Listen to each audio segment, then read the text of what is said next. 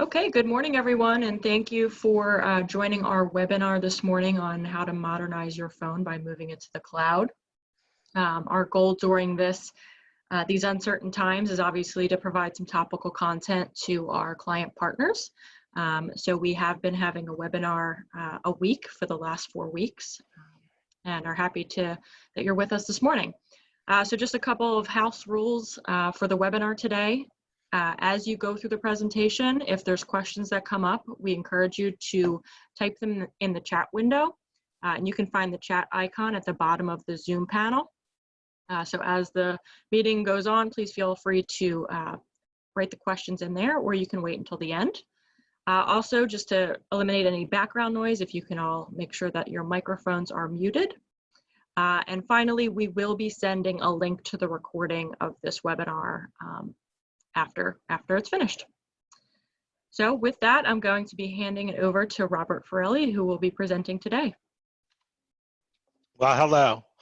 Thank you for taking the time to come out today. Certainly appreciate it. Jess, is my mic working?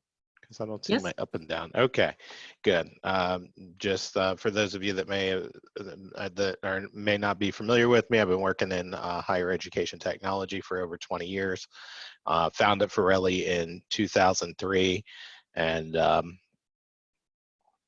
just have a lot of experience with enterprise IT and higher education. So just to get started, I just want to kind of get a sense of where folks are at. And since we have a small group, feel free to ask a lot of questions. More than happy to ask. But one of the questions is, I'm just kind of curious of what folks have today. So I see some PBXs, voice over IP, a blend.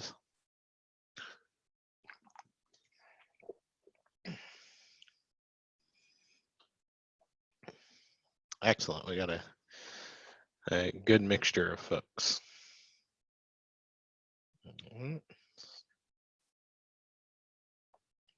And then I have another poll that I'm kind of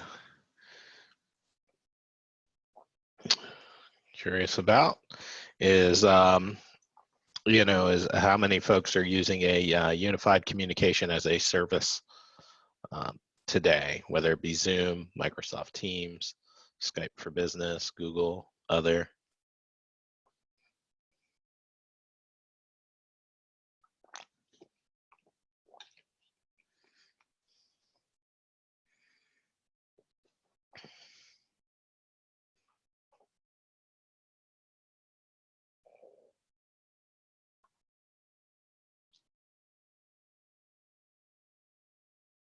Okay.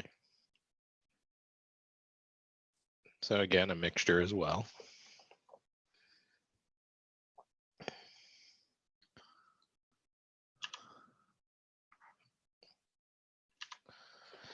So what are the challenges that we're seeing today?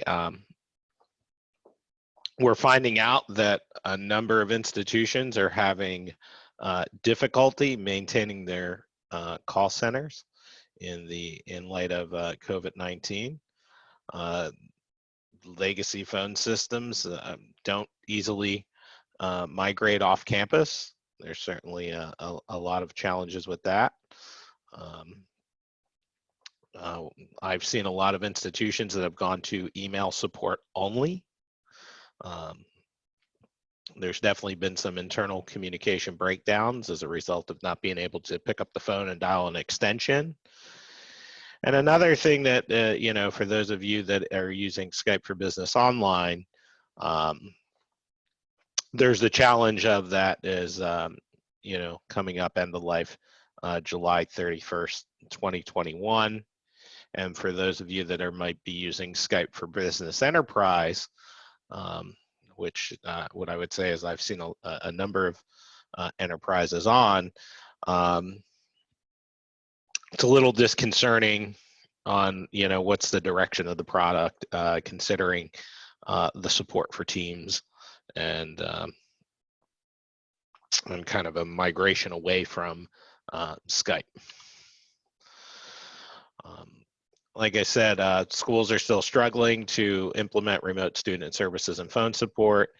And I would say still have a number of schools that have non-essential employees on campus. So we've gotten the students online and we've gotten the students off campus, but I would say there's still a number of college employees still reporting to campus.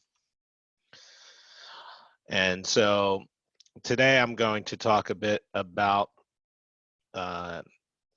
Microsoft Teams and Zoom. What I would say is these represent the two top tier unified messaging services that has a enterprise phone support. There are other cloud phone systems out there like Ring Central, Nextiva, 8x8. What I would say is we've looked at some of those platforms in the past, and we've done some cost analysis with colleges and universities, and the cost savings just weren't there, and it wasn't even a cost neutral proposition. In the situations, it came out to be more expensive than running either VoIP or a traditional PBX. What I will say is with the advent of Microsoft Teams with voice and video, there could be, what I would say is there's a potential case to look at phone in that direction. And again, the same thing with Zoom. The idea is there might be an opportunity to look at phone in that direction. And you don't necessarily have to look at it just even from an enterprise point of view.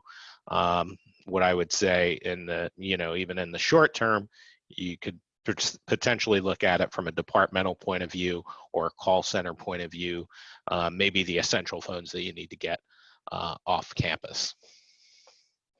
But both Teams and Zoom, their goal is to unify your phone, chat, meetings, and video with one platform. Google has a bit of a disjointed solution at the moment. And so one of the, and I would say that although they were an early adopter of internet phone, I would say it's not, it's nothing that is enterprise ready. And if I'm incorrect in my research, please feel free to let me know. So what do you need to migrate to a unified communication as a service platform? One, you want to connect it to single sign-on so people can easily, why do people migrate to unified communications as a service? Well, one, you should be able to access your platform anywhere. So as long as I have my university login, I should be able to access it from my mobile phone. I should be able to access it from my desktop. And if I have a physical device, such as a phone, I should be able to use that phone to leverage the service, leverage the unified service. Most of these services have both desktops and mobile clients. The management is, I think, a lot easier than some of the legacy phone systems. The clients are feature rich, and it's a very portable system. Some of the challenges of integrating phone into a UCaaS system is cost. In a lot, in a number of cases, we've always run into the challenge of the cost benefit. E911 is a bit of a challenge because now if we're telling people that they can log into their phone off campus, we have to train folks to make sure that they keep their E911 address up to date. And fax and elevators and legacy alarm systems will still require plain old telephone lines. And that is, neither Teams nor Zoom has has any solution for that. There's always challenges with the desktop phones. Usually in this new world, the desktop phone is really tied to the user itself. And so dealing with things like multiple extensions on a single phone, you have to find new ways to deal with that. And it's not a one-for-one feature exchange. So stuff you had on PBX, stuff you've had on VoIP is not there, might not be there on cloud yet. Or there might be a new way to think about it. One thing I do try to, when I say when you look at this type of service and this type of phone, it's almost kind of, when I would say they've rethought phone in more of an email type format instead of a traditional phone type format. So that the number and the devices are tightly tied to that login, tightly tied to that user, which makes us have to do things a little bit differently than we've done in the past. So some of the key advantages of Zoom Phone, and just to be up front, Pirelli was an early adopter of Zoom Phone. I want to say we've had it for about for a year and 6 months now. We were one of the earliest Zoom clients out there. Additionally, we do sell Zoom licensing. And we also sell the Microsoft licensing as well. But one of the, what I will say is I'm extremely impressed with the Zoom platform. In a short amount of time, they've come a really long way. And it's a very feature-rich client. So I think SMS text is still in beta, but that works really well. So, unlike a traditional phone system where you have no texting capability, with your cloud phone system in Zoom, you'll have SMS text. They do have call recording, integration with Salesforce. Clearly, it's tightly integrated with Zoom. Easy phone provisioning. I've implemented a number of cloud systems, and I would say their phone provisioning is one of the easier ones in the marketplace. I haven't seen this yet. I don't have any, what I would say is I don't personally have any enterprise Zoom clients yet, but they state that they have clients with over 10,000 phones, and we'll follow up with some of the resource links that you could get the specific Zoom Phone advantages. We are, at Pirelli, we are a Microsoft 365 shop. We do utilize the Teams platform as well. The nice thing about Microsoft 365 Business Voice is how tightly integrated it is with Teams. It's great because you could scale it up and down month to month based on the, based on the number of lines that you need. But unfortunately, I think Microsoft is in an odd transition point right now, where they're migrating away from Skype Business Online and migrating over to Teams. And so the phone system has what I would call the basic features that they all have. It's missing some of the bells and whistles. So, do I think it'll eventually get there? Yes, I think it'll eventually get there, but we've caught them in a bit of a odd time. Things to consider: connecting to your single sign-on platform, E911 management, how to integrate with the existing phone system. Will your existing hardware port? I would say this stops most folks. Porting of phone numbers, extensions, and any specialty phone needs that you have. Now I'm going to walk you through implementing Zoom Phone. And like I said, you could implement this for the department. You could, like I said, I haven't seen it myself, but my understanding is you could, you could do a 10,000 phone enterprise with Zoom. I would say the implementation process is very similar for all these cloud services, whether it be, again, Ring Central, Nextiva, 8x8, and Microsoft Voice. And so the first thing you want to do is you want to integrate single sign-on. If you're an Office 365 client, you would connect it to your Azure Active Directory. If you're a Google Apps client, it's basically just checking a box in Zoom. But everything is very much sign-on driven, and for Zoom, it is similar to Teams. It's a single client for your voice, video, chat, communications.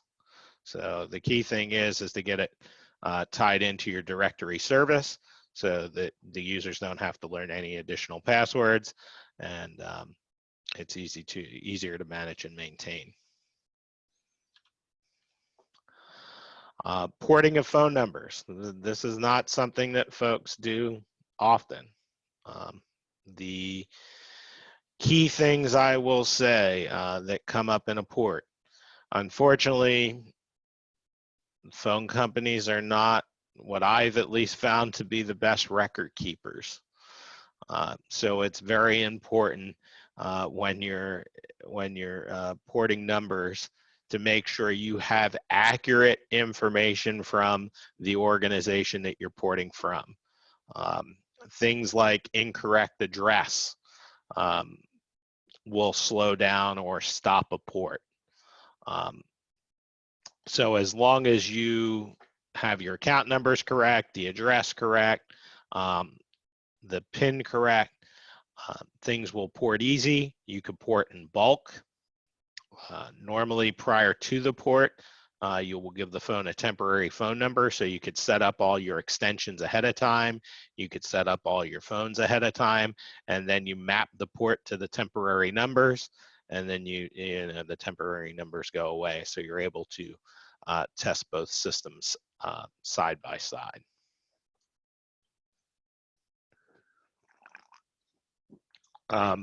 Both Teams and Zoom have hardware that they will work with. I will say, after working with a number of phone systems, the Zoom provisioning has probably been my favorite. All I have to do is log in, factory reset the phone, enter in a server address, and it will basically configure the phone for the end user. And so this is a Polycom VVX 600. I just entered in the server address, and on the other side I entered in the MAC address of the phone, and we were able to just provision it super fast. And again, you would see that now phone attached to my individual account.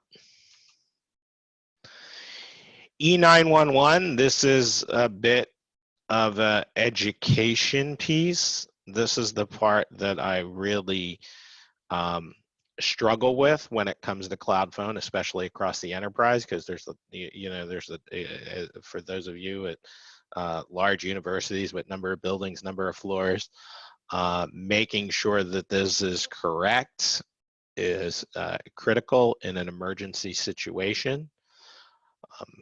I would suggest that this be more or less managed by the centrally, and that there's somebody keeping this information up to date, and that when folks are off campus, that they understand that they shouldn't use the soft phone for E911, and if they're going to be off campus for an extended period of time, that those emergency, those emergency addresses should be updated. There is the option to allow the user to update addresses. This is something that I would say I struggle with personally, and because again, this is a place where we don't want to have an error. People are used to 911 working in a certain way. So it is critical that it is well managed. And so this becomes more of a headache than it's been in the past. The good thing is the individual phone features are robust. Again, beware that phone features do not match current voice over IP and advanced PBX systems. And there's a lot you could do, but sometimes you got to take a different path to get there. And so like something like adding an extension to a desktop phone doesn't work all that well. What they do have is they have a shared line service that'll ring multiple desktop phones up to 10 individuals. There, you have delegation access.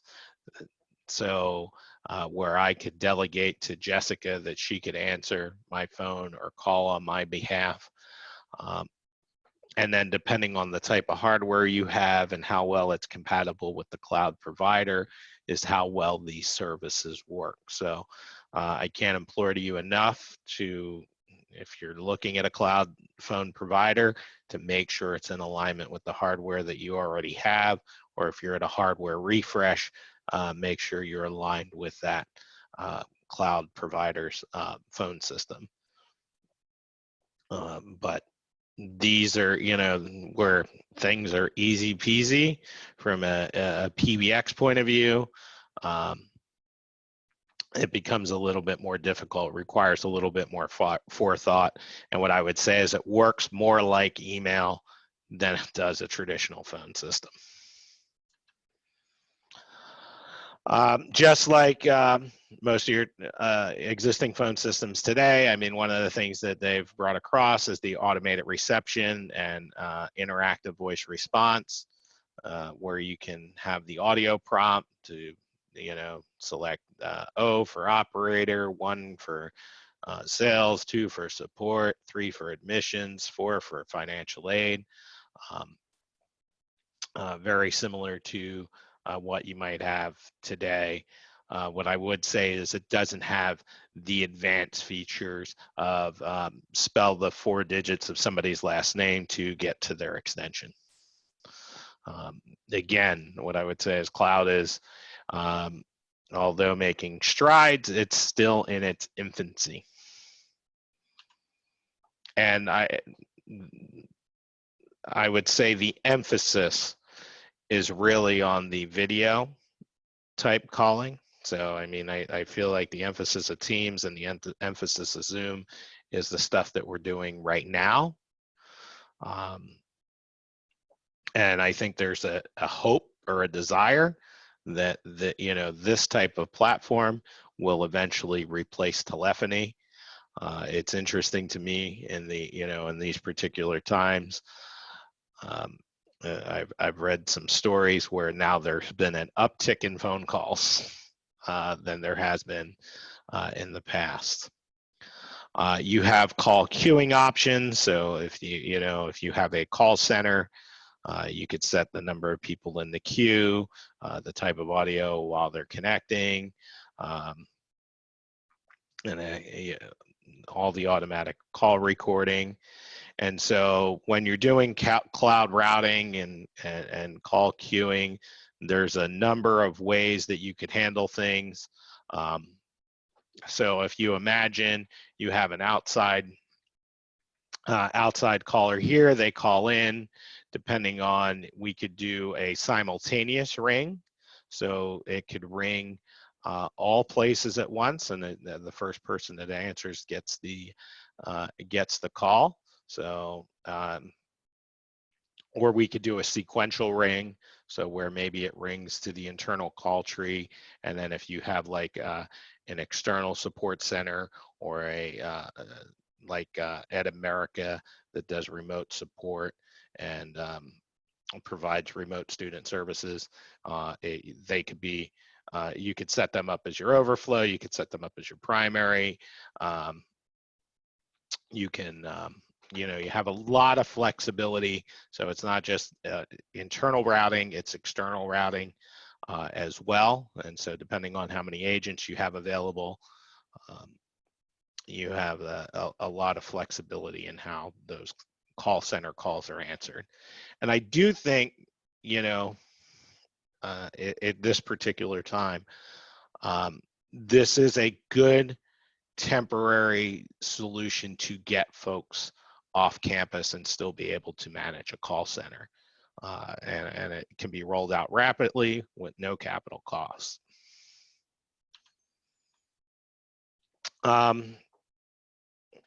We didn't spend a lot of time, what I would say is we didn't spend a lot of time on Teams, but Teams has pretty much all the similar settings and setups, voice routing policies, and call queues and things of that nature. And that is in the Microsoft Teams admin panel. From a cost perspective, and unfortunately, again, there's a lot of transition happening right now in Microsoft licensing and things of that nature. And so I feel like when I was doing this research, because these presentations are developed just in time, we're trying to get you the most relevant information possible. But with the Microsoft, depending if you're a Microsoft A1 or A3 client, you would have to add on the phone system plus the domestic calling plan. And then if you want an international calling plan, there is a pay-as-you-go option, but I couldn't figure out where to get the pricing for that. Where the list used to be is just not where it was. If you're an Office 365 A5 plan, the phone system's included. And you would just have to add on the domestic call plan for $12 per user per month. For Zoom, their published price is it starts at $10 a month. Now I will say that some of these rates are negotiated as you're going into an enterprise contract. Zoom phone pay as you go is 0.03 318, and the calling plan, if you want an unlimited calling plan domestic for your users, it's somewhere around $14.25 a month. Again, negotiated rates. This is what I can find via my research. So one of the main reasons why we're giving this presentation is because Cloud Phone can be implemented as a temporary solution to kind of get some of your calling centers off campus in a rapid fashion. I don't, what I would say is, unless you're a smaller enterprise, and you don't have a lot of need for very complex features, I would say that's who it's a good fit for now. But I would strongly suggest doing a cost analysis and a deeper dive. We'll follow up with some resources on the blog post that you could see. And I want to thank you for taking the time to be so patient to listen to this presentation. We have some questions in the chat, Rob. Okay. First one from John. Have you heard about Amazon Chime in the enterprise? What I would say is Chime is fairly new, and what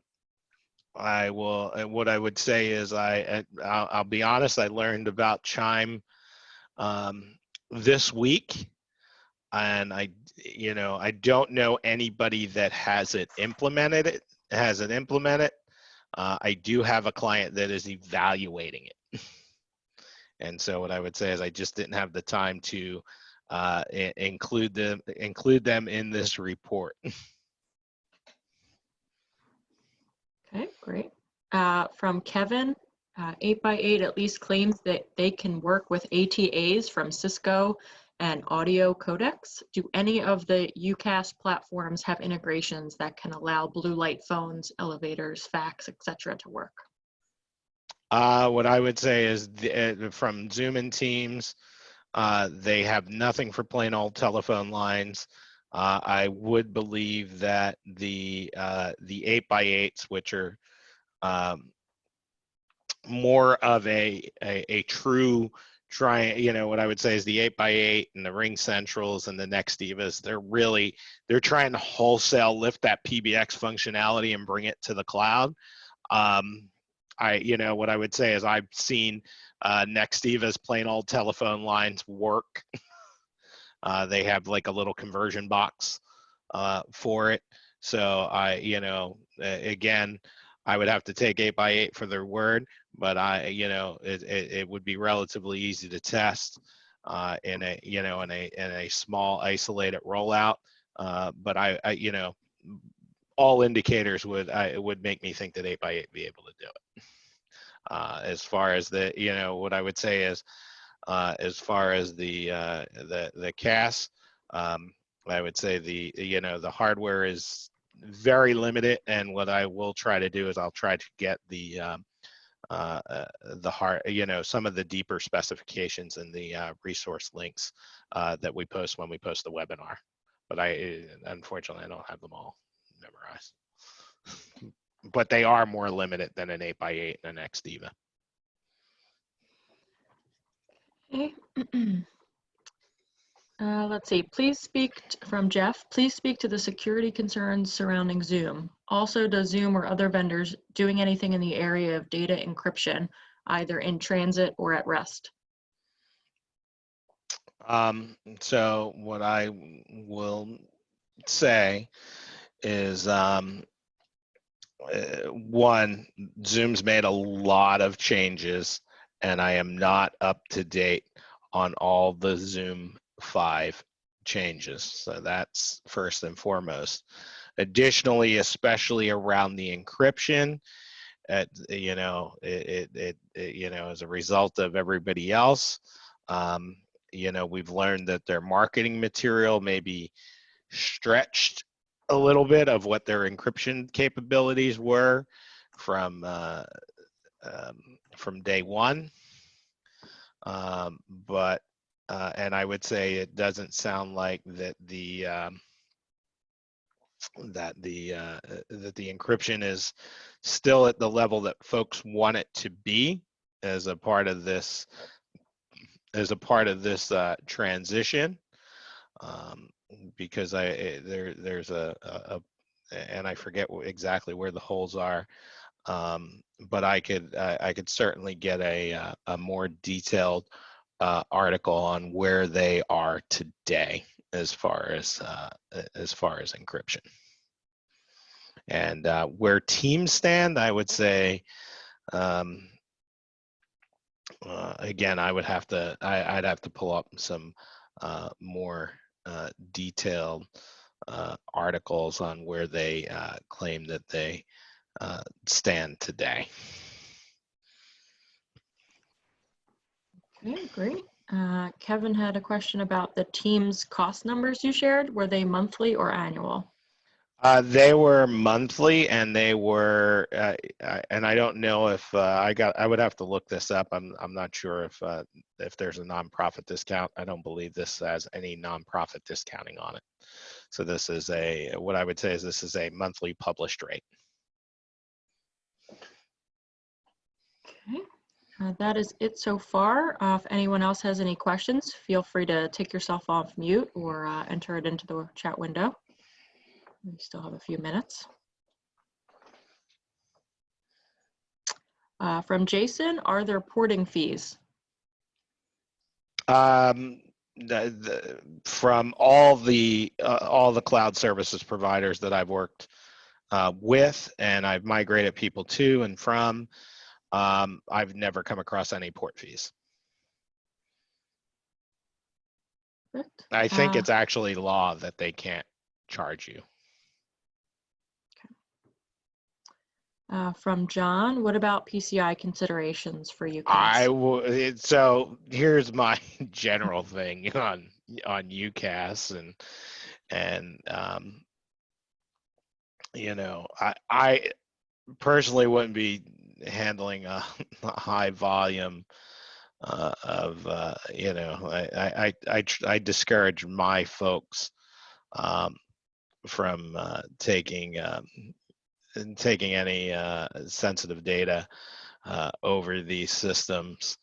But I could see the situation of where obviously you're going to be taking credit card data over the phone, which I'm not really fond of to begin with. Anyway, I think most transactions need to really move to an online scenario.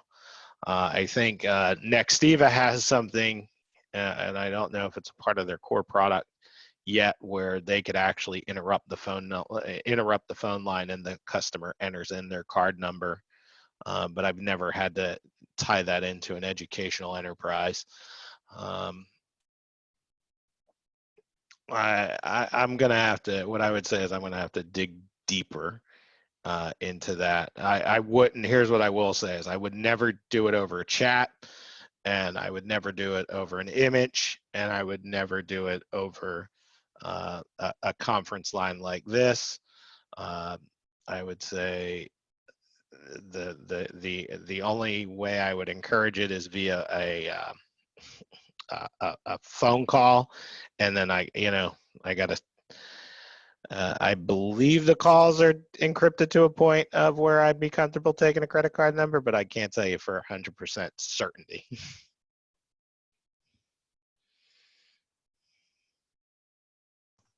So this is Kevin from Davidson to Yes. Speak more on the PCI and why we're asking.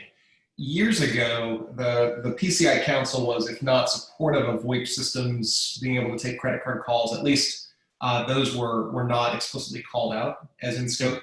I suspect is lower risk, and most people still have PDXs. The guidance we're getting from our PCI consultants is if areas like development and advancement are taking credit card numbers by phone for gifts, that everything has to have the PCI blessing. So we're looking at what the compliance costs are for our VoIP system. I'm even wondering if we move some of those back to POTS to get out of this. But one of the questions we've had for Zoom, and I think we would ask the same with Microsoft, is what's the PCI compliance stance? Because the guidance from the PCI Council seems to be if the platform itself is encrypted and it's out of your hands, the control that is out of your hands, it's out of PCI scope. So I think that's what's driving the question. And I would also ask as sort of a secondary point for those places that are going Teams and Zoom for UCAS, what are they doing with those legacy lines? Are they bringing in an asterisk system or some other kind of micro PBX to take on the faxes and building alarms, or what are you seeing for that tail end? What I, again, depending, what I would say is, again, most schools are not moving in this direction. Probably the closest I would say is what I've seen out in the wild is the Skype for Business server, which does work really well. And I think usually either they work out something with the phone company for the plain old telephone lines, but I'd have to double check. What I would say is these aren't widely rolled out, and what I would say is I would one of the main focus of the presentation was this is probably a rapid way to get some stuff off campus rather than on campus. But I will say that this is potentially an eventual reality. But considering legacy systems, you're still going to need some. You're still going to need some plain old telephone lines, especially for like elevators and legacy alarm systems. There's a number of virtual fax systems out there that I think work better than and are more secure than traditional fax. And unfortunately, neither Zoom or Teams address fax, but something like an 8x8 or a Nextiva, they do address fax. And I believe they both address the plain old telephone lines. But again, they're coming at it from a perspective of not unified. They're coming at it from a perspective of, we're going to replace your PBX. Great, thanks, Robert. You're welcome. And I'll see what I can dig up. I'm very interested in the PCI stuff because we do e-commerce and do a lot of PCI work. Okay, any other questions?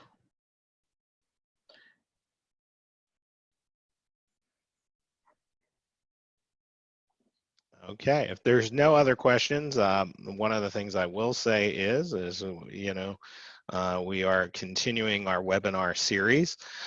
If there are topics that you would like us to research or do work on, please email info@forelli.com. Where, you know, our goal during this challenging time is to give you as much information and education as possible in order to address some of these issues during this challenging time. I know coming up in the series is we've, you know, unfortunately, there's been a number of schools that have been attacked with ransomware. The hackers have not taken a day off. And so, you know, like I said, we're doing these presentations just in time. You know, we've, you know, what I would say is we've gotten brought into emergency situations on multiple occasions just this week. I can't encourage you enough to make sure that your backups are running, to monitor your login attempts, and you know, make sure that you're doing some external vulnerability testing. Getting hit with this type of attack on top of all the challenges that we're facing with the coronavirus is just devastating. And like I said, we're doing all we can do to help those institutions, and at the same time, we're, you know, just kind of seeing what's going on in the landscape. We want to make sure that folks are educated, informed, and know how to protect themselves during this this difficult time, and at any time with these ransomware folks.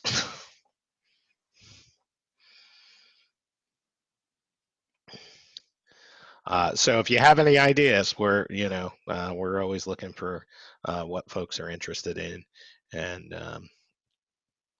want to do our best to make sure that folks are educated in the options that are available to them. So please feel free to email. And thank you very much for spending some time with me this morning. Thanks, Robert. You're welcome. Yeah, thank you very much. You're welcome.